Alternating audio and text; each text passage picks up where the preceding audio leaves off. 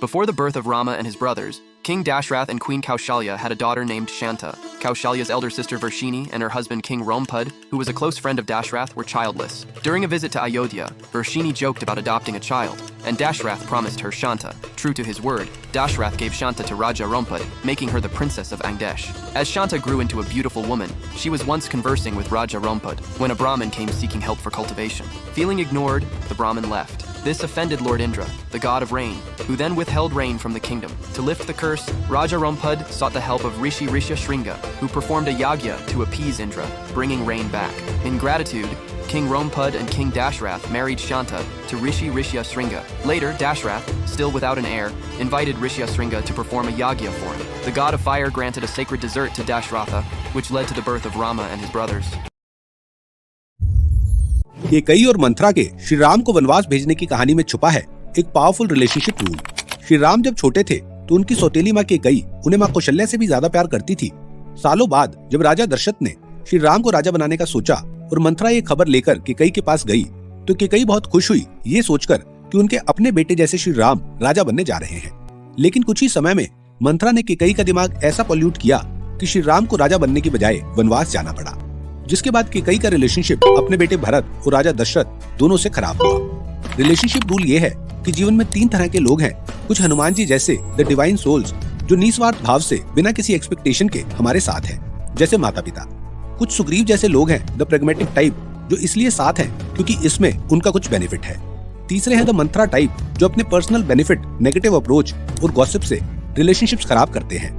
तो हनुमान जी, सुग्रीव जैसे लोग जीवन में हैं तो सही है, लेकिन मंथरा जैसे लोगों से जितना बचा जाए उतना अच्छा। श्री राम के जीवन से एक कंफर्टिंग विजडम वाल्मीकि रामायण की इस अनसुनी कहानी में छुपी है। जब श्री राम अयोध्या छोड़ वनवास गए और भरत उन्हें वापस लौट जाने की प्रार्थना करने पहुंचे, तब एक ऋषि जाबाली ने श्री राम को कन्विंस करने के लिए कुछ आर्गुमेंट्स दिए। पहला, कि उन्हें अपने पिता को दिए वचन को इंपॉर्टेंस देने की जरूरत नहीं है क्योंकि जीवन में ये रिश्ते इतने मायने नहीं रखते।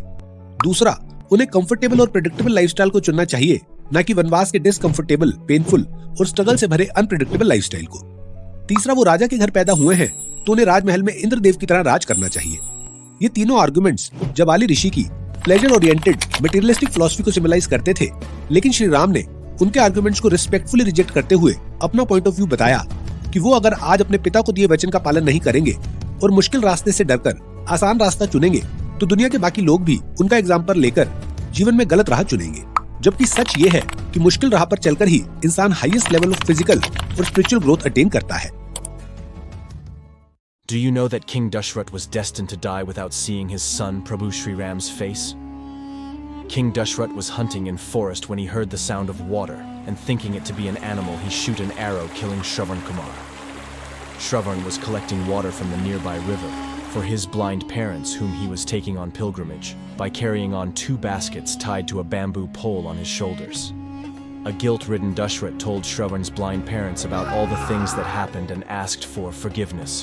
But they were so enraged and heartbroken, they cursed Dashrath that he would also die of separation from his son, and gave up their life instantly holding Shravan's body. Ravanan தந்தைக்கு 2 மனைவிகள். முதல் மனைவிக்கு பிறந்த மகன் தான் செல்வத்துக்குரிய கடவுளான குபேரன். இரண்டாவது மனைவி கைகாசிக்கு தான் ராவணன், கும்பகர்ணன், விபீஷ்ணன், சூர்பனகைன்னு 4 பிள்ளைகள் இருந்தாங்க. சூர்பனகை ராவணனுக்கு ரொம்ப செல்லமான தங்கை. ஸோ கிங்னு சொன்னாலே கண்டிப்பா ஆப்போசிட்ல நிறைய பேர் எதிரிங்க இருக்க தான் செய்வாங்க. ஸோ அதுல ஒன் ஆஃப் த எதிரி யாருன்னு பாத்தீங்கன்னா வித்யுத் அப்படின்னு சொல்லப்படுவீங்க. உங்களுக்கு நிறைய பேருக்கு தெரியாது. வித்யுத் அப்படிங்கிறவங்க ராவணனோட ஒரு எதிரிய கிட்ட இருக்க ஒரு குறுநிலத்து மன்னன். ஸோ அந்த மன்னன் ஒரு நாள் சூர்பனகை கிட்ட ப்ரொபோஸ் பண்ணி, சூர்பனகை யாருன்னு பாத்தீங்கன்னா ராவணனோட தங்கச்சி, ரொம்ப ஆசைக்குரிய தங்கச்சி. ஸோ அவங்க கிட்ட ப்ரொபோஸ் பண்ணி அவங்க லவ் ப்ரொபோஸ் பண்றாங்க. பண்ண உடனே Surpanakha they fall in love. கொஞ்ச நாள் கழிச்சு அவங்க 2 பேரும் காதலிக்கிறாங்க. காதலிச்சதுக்கு அப்புறம் சூர்பனகை இந்த ப்ரொபோசலோட ராவணன் கிட்ட சொல்றாங்க, நான் இந்த மாதிரி வித்யுத்தை லவ் பண்றேன், நாங்க 2 பேரும் கல்யாணம் பண்ணிக்கணும்னு.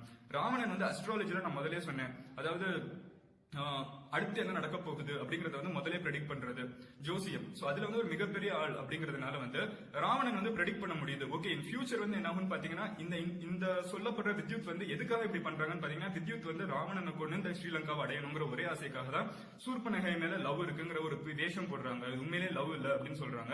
சோ ராவணன் சூர்பனகை கிட்ட சொல்றப்ப சூர்பனகை செமையா போகுது, நீ எப்படி இப்படி சொல்லலாம், நீ சொல்றது கம்ப்ளீட்டா தப்பு, நாங்க உண்மையிலே லவ் பண்றோம் அப்படின்னு சொன்னதுனால வேற வழி இல்லாம ராவணன் அக்செப்ட் பண்றதுக்குள்ள வந்து அவங்க 2 பேரும் ஓடி போய் கல்யாணம் பண்ணிக்கிறாங்க.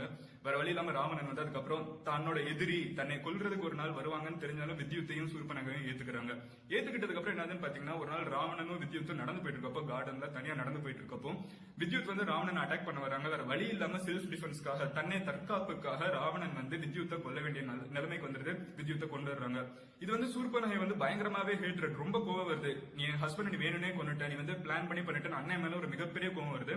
ஆக்சுவலா ராமாயணம் பாத்தீங்கன்னா இந்த அண்ணன் தங்கச்சி கதை தான் பேசிக்கலாவே. சோ தங்கச்சிக்கு வந்து பயங்கர கோவம் அண்ணன் மேல. நீ எப்படி என்னோட புருஷனை கொள்ளலாம், நீ வந்து தப்பு பண்ணிட்ட, நீ வேணும்னே பண்ணிட்ட, உனக்கு வந்து எப்பவுமே வித்யுத்தை பிடிச்சது இல்ல, உனக்கு வந்து பொறாமையா இருந்துச்சு அவன் மேல, அவனை வந்து இன்னொரு கூட்டத்தை சேர்ந்தவன், இன்னொரு கண்ட்ரியை சேர்ந்தவங்க, அதே காரணத்துக்காக தான் நீ கொன்ன, நீ வந்து பயங்கரமா இந்த கண்ட்ரி பேஸ்ட், இப்போ நம்ம ஜாதின்னு சொல்றோம், அப்ப கண்ட்ரி, சோ இந்த கண்ட்ரி பேஸ்டா நீ வந்து பிஹேவ் பண்ணிருக்க, நீ வந்து ஒரு ஸ்ரீலங்கனா இருந்தாங்கன்னா ஒரு தமிழா இருந்தாங்கன்னா நீ வந்து ஏத்துருப்ப, நீ வித்யுத் அதனால ஏத்துக்கல அப்படின்னு சொல்லிட்டு பயங்கர கோவப்பட்டுட்டு சூர்பனகை வந்து அந்த கண்ட்ரியை விட்டுட்டு போயிடுறாங்க. சோ என்னதுன்னு பாத்தீங்கன்னா சூர்பனகை அதுக்கப்புறம் வந்து ரொம்ப மென்மையாவும் அழகானவங்களாவும் தான் இருந்தாங்க. ஆனா தன்னோட சகோதரர் ராவணன் ரூபத்துல அவங்க வாழ்க்கையில ஒரு சூறாவளியை ஏற்படுத்திருச்சு. தன்னோட கணவனுக்கு நேர்ந்த அந்த துயரை தன்னால தாங்கிக்க முடியாம ராவணனை அழிக்க எந்த பெண்ணும் இழக்க தயாராகாத தன் இலக்குக்காக இழந்ததுதான் எதிர்மறை பாத்திரமா அவங்கள காட்ட காரணமா இருந்தது. ராவண வதம் நடக்கணும்னு விதிக்கு மூலமா இருந்தது சூர்பனகை தான். தன்னை போல சீதையும் ஒரு பெண்ணுன்னு நினைக்காம தன்னோட பழி வாங்குற எண்ணம் மட்டுமே அந்த நேரத்துல பெருசா தெரிஞ்சதுனால எதிர்மறை குணச்சித்திரமா இன்னைக்கு வரைக்கும் தெரியுறாங்க சூர்பனகை. நல்லவை தீயவை சேர்ந்தது தானே மனிதர்கள். தீமைய ஒரு காலகட்டத்துல யாருனாலும் கையில எடுக்கிற சூழ்நிலை வரும்போதுதான் அவங்க தவறா சித்தரிக்கப்படுறாங்கன்றதுக்கு முன் உதாரணமே சூர்பனகையோட வாழ்க்கைன்னு சொல்லி முடிவடைகிறது.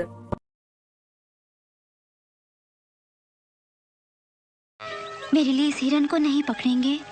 इतना सुंदर हिरन तो मैंने आज तक नहीं देखा। तुम्हारे लिए पकड़ूंगा। लक्ष्मण, सीता का ध्यान रखना।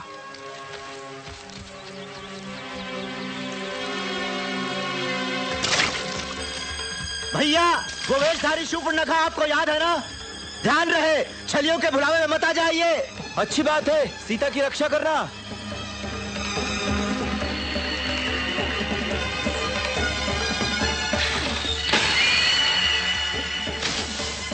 ओह, तो ये राक्षस है जो मृग बनकर छलने आया है।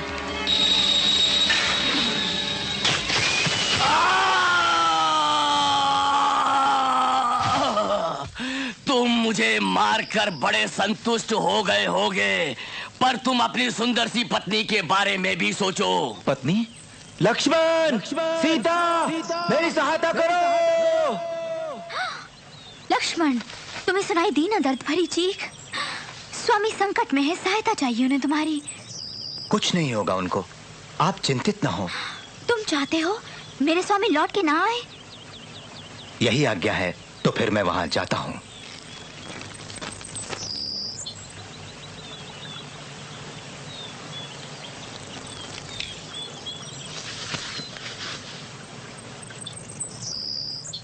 सीता मैया, इस रेखा के बाहर न जाइए। मुझे विश्वास है इस रेखा के अंदर आप सुरक्षित रहेंगी।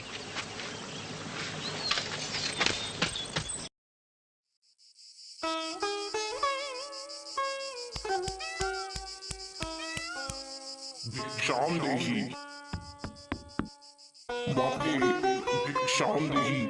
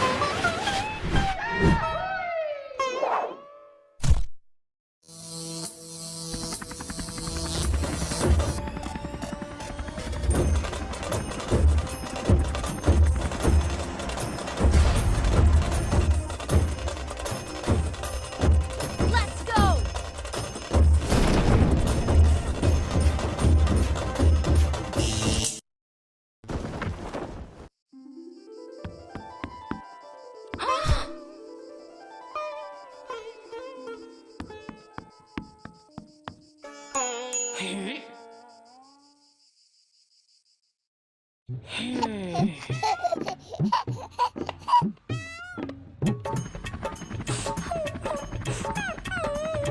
अपहरित होती रावण के पुष्पक विमान में अपहरित होती राजकुमारी सीता की पुकार भले ही राम और लक्ष्मण के कानों तक ना पहुंची, पर उसके दुहाई की गवाही देने वाला एक था।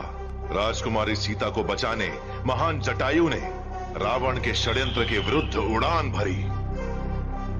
आज तक जटायु के साहस और क्रोध का सामना कोई भी नहीं कर पाया था, पर आज तक जटायु का सामना रावण से नहीं हुआ था।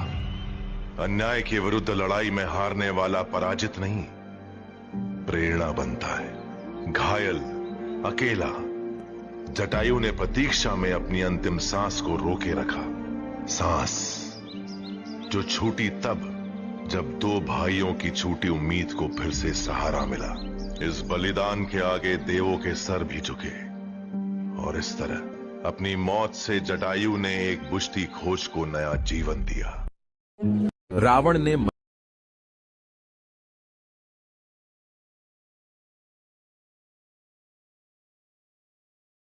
வால்மீகி எழுதிய ராமாயணத்தின்படி ராவணன் அரக்க குணம் கொண்ட ஒரு அரசனாகவே காட்டப்பட்டிருப்பார். அதோடு தன்னுடைய தங்கை சூர்பனகை மூக்கறுபட்டதற்கு பழிதீர்க்கும் வகையில் அவர் சீதையை கடத்தி கொண்டு போனதாக கூறப்பட்டிருக்கும். ஆனால் இந்த கதைக்கு முற்றிலும் மாறாக வேறு ஒரு வகையான கதையும் உண்டு. அதில் ராவணன் சீதையின் தந்தை என்றும் சீதையின் நலனுக்காகவே ராவணன் அவரை கடத்தி கொண்டு போனார் என்றும் கூறப்பட்டுள்ளது. அது பற்றி இந்த பதிவில் விரிவாக பார்ப்போம் வாருங்கள். சமணர்களின் ராமாயணப்படி ராவணனுக்கும் மண்டோதரிக்கும் ஒரு பெண் குழந்தை பிறக்கிறது. அந்த குழந்தை பிறந்த நேரத்தை வைத்து அதன் ஜாதகத்தை கணித்த ஜோதிடர்கள் இந்த குழந்தை உன்னோடு இருந்தால் அது உன் உயிருக்கே ஆபத்து என்று ராவணனிடம் கூறுகிறார்கள். உடனே ராவணன் அந்த குழந்தையை தொலைதூரத்தில் கொண்டு போய் விட்டுவிட்டு வரும்படி தனது பணியாட்களுக்கு ஆணையிடுகிறார். அதன்படி அவர்களும் குழந்தையை வெகு தூரத்தில் கொண்டு போய் விடுகிறார்கள். ஆனாலும் ராவணன் தன் குழந்தை மீது கொண்ட அளவில்லா பாசத்தால் அந்த குழந்தையை யார் எடுத்து வளர்க்கிறார்கள், அது எப்படி வளர்கிறது போன்ற அனைத்து தகவல்களையும் தனது ஒற்றர்கள் மூலம் அறிந்து கொள்கிறார். அதன்படி தனது குழந்தையை ஜனக மகாராஜா தத்தெடுத்து வளர்த்து வருகிறார் என்ற செய்தி கேட்டு அவர் மற்றற்ற மகிழ்ச்சி அடைகிறார். அதோடு சீதைக்கு சுயம்பரம் நடந்த சமயத்தில் ராவணனும் அந்த நிகழ்ச்சியில் கலந்து கொண்டு ராமன் சீதையை மணமுடித்ததை கண்டு பேரானந்தம் கொள்கிறார்.